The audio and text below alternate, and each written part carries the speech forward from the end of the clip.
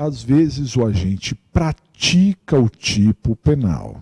A conduta dele se enquadra perfeitamente no tipo penal, mas o agente se equivocou. Se equivocou com relação a um dos elementos previstos no tipo, uma das palavras descritas no tipo.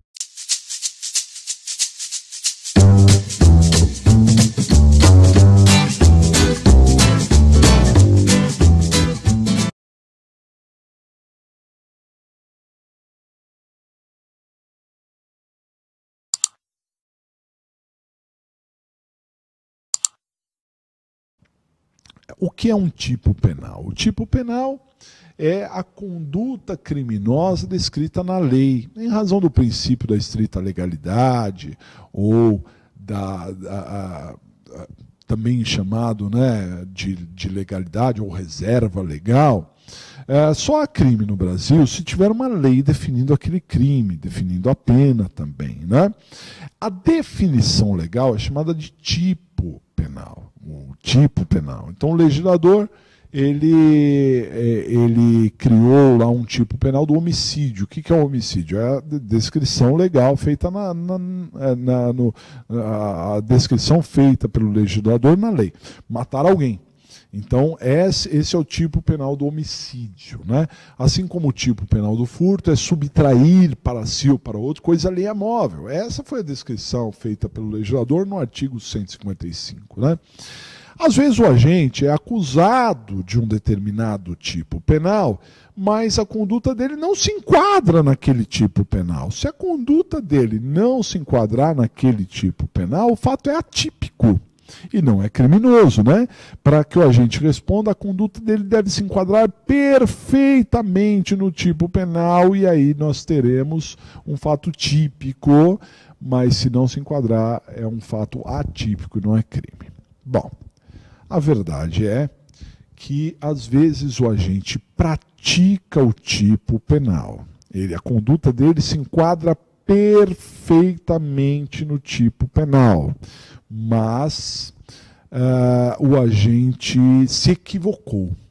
Se equivocou com relação a um dos elementos previstos no tipo, uma das palavras descritas no tipo. Ele teve uma falsa noção da realidade sobre um dos elementos do tipo. Isso é o erro de tipo. Então, exemplos. Eu fui num restaurante, estava chovendo na hora que eu cheguei. Então eu cheguei de guarda-chuva. Aí eu deixei o meu guarda-chuva num recipiente próprio para colocar guarda-chuvas ali. E aí eu fui almoçar. Quando eu estava saindo, já não chovia mais, eu já estava ao telefone. Quando eu já estava esquecendo do guarda-chuva, eu me lembrei, apressadamente peguei o guarda-chuva e levei embora um guarda-chuva que não era meu. Peguei de outra pessoa. Na prática, o que eu fiz? Eu peguei, ou seja, eu subtraí para mim, subtraí para mim uma coisa alheia imóvel, que era aquele guarda-chuva, ou seja, minha conduta se enquadrou perfeitamente no tipo penal do artigo 155. Mas eu errei. Eu tive uma falsa noção da realidade ali. Eu errei com relação ao verbo subtrair? Não, porque eu subtraí querendo subtrair. Que era para mim? Não, que aquilo era uma coisa móvel, não há dúvida nenhuma. O erro está na coisa alheia. Eu não imaginava que estava pegando coisa alheia, eu achava que estava pegando coisa própria. Então, estamos diante de um erro de tipo. Eu errei sobre uma das palavras previstas no tipo. Ok? Outro exemplo que caiu na prova isso, hein, pessoal? E mais de uma vez. Na prova e mais de uma vez. Cuidado. O sujeito... E caiu no último exame na segunda fase. Quando cai na segunda, cai na primeira. Isso já caiu na primeira. Cuidado, né? O sujeito, ele foi num barzinho que tinha só para maiores, não pode entrar menor. Ali ele conheceu uma moça, a moça disse a ele que estava na faculdade de Direito, começou a falar sobre isso, papo vai, papo vem, beijinho daqui, beijinho dali, foram para um canto e tiveram uma relação sexual. Consentida, normal. No dia seguinte, o sujeito descobriu através de redes sociais que aquela menina tinha 13 anos, que ela mentiu, disse para ele que estava na faculdade, tal, arrumou um jeito, entrou naquele estabelecimento comercial que era só para maior de 18 anos e ela entrou lá e conseguiu enganar todo mundo. Fato é que o sujeito teve uma relação sexual com um menor de 14 anos. E essa conduta, pessoal, ela se enquadra perfeitamente no tipo penal do artigo 217-A, estupro de vulnerável, crime hediondo, diga-se de passagem, né? Porque quando a gente tem uma relação sexual, não é forçar, constranger, ter a relação sexual com vulnerável, e que eu já expliquei na aula de hoje que vulnerável é o menor de 14 anos, o doente mental não importa a idade, ou aquele que não pode consentir, não importa a idade, porque está bêbado, drogado, adormecido, o que seja. Então, teve a relação sexual com o vulnerável, é estupro de vulnerável. E foi isso que ele teve a relação sexual com o vulnerável, né? Agora, no tipo penal, ele se confundiu. Se confundiu em ter a relação sexual? Não, se confundiu com o vulnerável, porque ele não imaginava que estava tendo relação sexual com menor de 14 anos. Ele imaginava que estava tendo relação sexual com uma pessoa maior. Porque o barzinho só podia entrar pessoas maiores, porque a menina disse que estava na faculdade, que o porte dela, as características, né, mostravam e levavam para isso. Então, temos aí o erro de tipo, ok? Ou seja, no erro de tipo, a gente pratica o tipo penal, mas sim tem uma falsa noção da realidade sobre um dos elementos previstos no tipo penal. Compreendido até aqui? Legal. Agora, vamos esquentar o assunto. O erro de tipo pode ser essencial ou acidental. Então, o erro de tipo pode ser essencial ou acidental. Diferença. No erro de tipo essencial, o agente não sabe que está praticando um crime. Erro de tipo essencial, o agente não imagina que esteja praticando um crime. Ok? Então, são os dois exemplos que eu dei, tanto do guarda-chuva quanto do estupro de vulnerável. A pessoa não imagina que está praticando um crime. Ponto. Erro de tipo acidental. O agente sabe que está praticando um crime. Sabe. Eu não dei exemplo ainda, vou dar.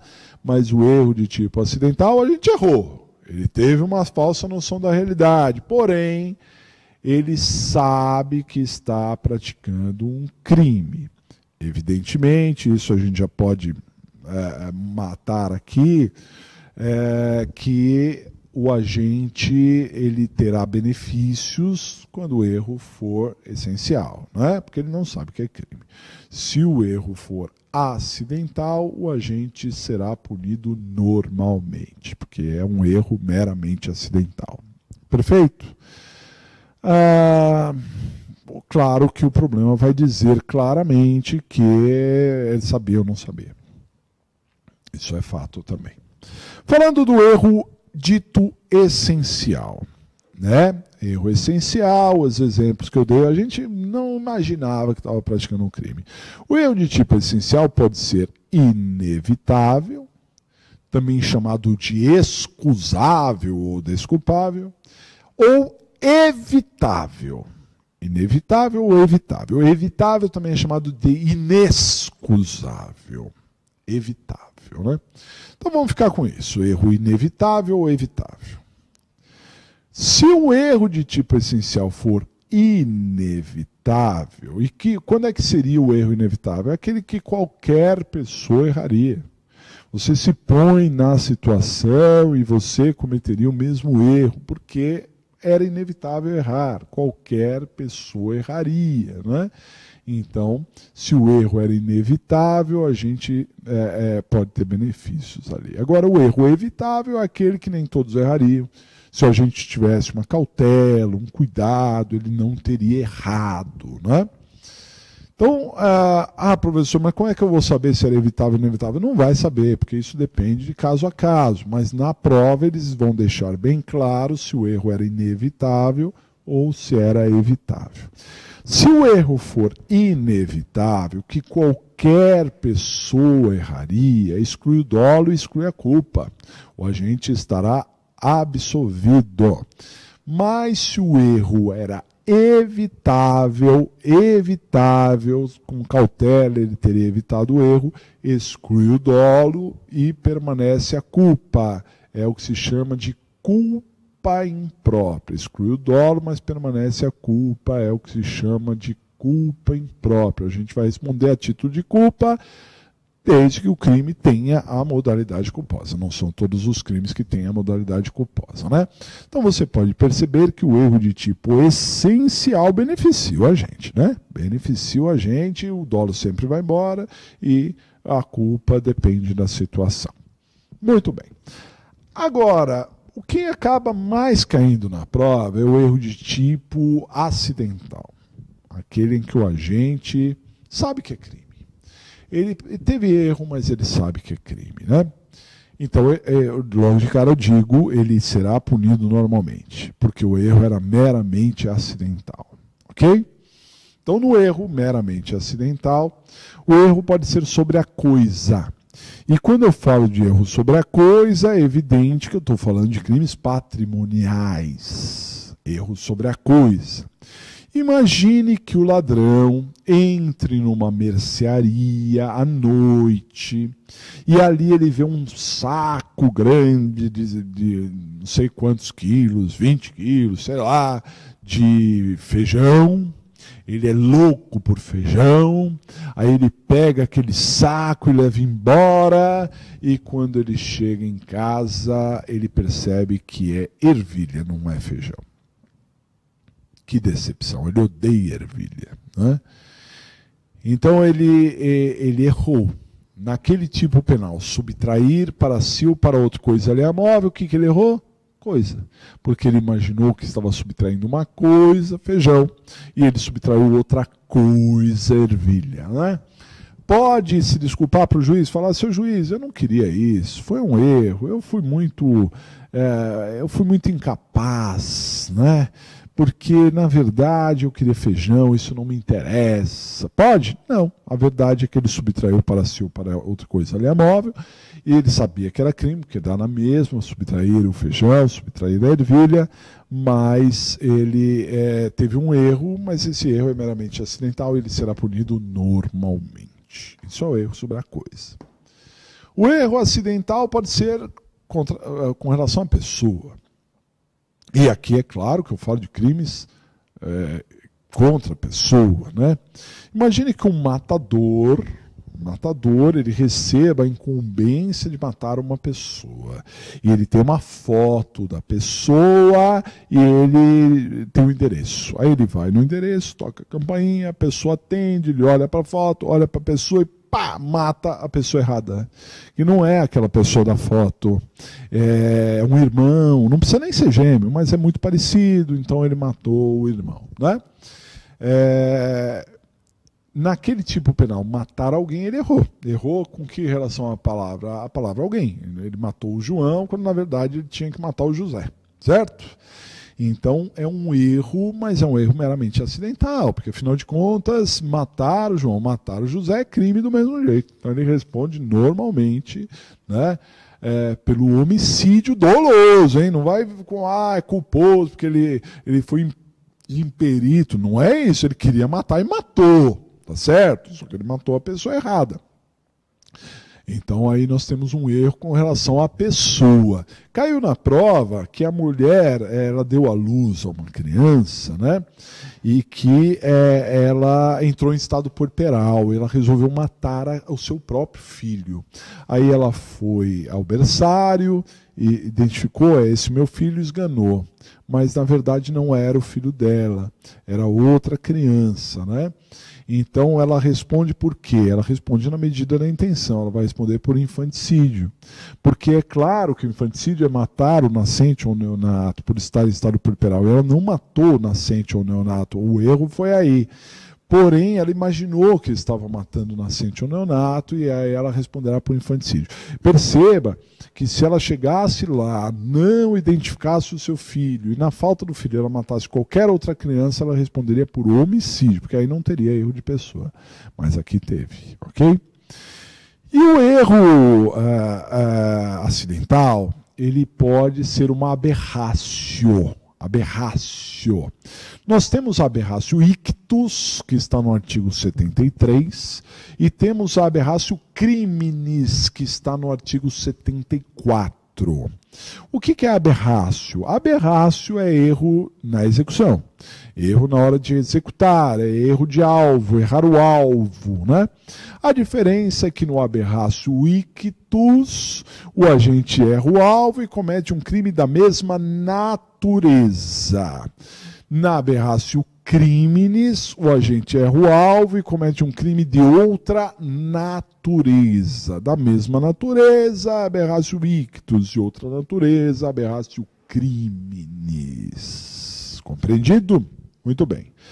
Então imagine que o agente, querendo matar alguém, apontou para esse alguém, esse é o alvo, atirou nesse alguém, mas errou o tiro e acertou outra pessoa. Queria matar o João, atirou no João e acabou matando o José. Tudo bem? Então ele errou de alvo. Cometeu um crime da mesma natureza ou de outra natureza? Da mesma natureza. Então é aberratio ictus. E ele responderá normalmente pelo homicídio na medida da sua intenção. Né? Ele mata, por exemplo, ele queria matar um idoso e acabou não matando o idoso, mas ele tem agravante de ter matado o idoso. Perfeito? Porque é na medida da sua intenção. Ah, professor, mas isso não é erro de pessoa? Não, no erro de pessoa ele não errou o alvo. Ele atirou numa pessoa, acertou onde ele atirou, onde ele mirou, mas não era quem ele imaginava. No erro, na aberratio ictus, ele atira em um e acerta em outro. A consequência é a mesma, que ele responde pelo homicídio da mesma forma, né?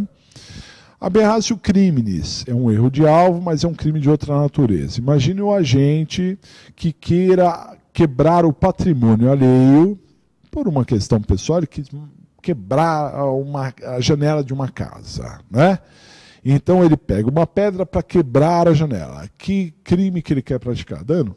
Dano, crime de dano ao patrimônio, né? Só que nessa hora o dono da casa abre a janela e acerta a pedra na testa do dono da casa. Ele cometeu um crime contra a pessoa, ele errou de alvo, o alvo era a janela, acertou a pessoa, mesma natureza? Não, de outra natureza, portanto é aberratio criminis. Aí, uma exceção, o agente não responderá na medida da sua intenção e sim pelo que ele causou, né? Então, se ele não vai responder por dano porque ele não causou dano, ele vai responder pela lesão corporal culposa, se for o caso, ou pelo homicídio culposo, se for o caso, né? Agora, pode ser que ele acerte a janela e também acerte a pessoa. Aí ele responde pelos dois crimes em concurso formal, ok? Muita atenção para esse tema, erro de tipo, que é um dos que mais cai, ou o que mais cai, dependendo da ótica, né?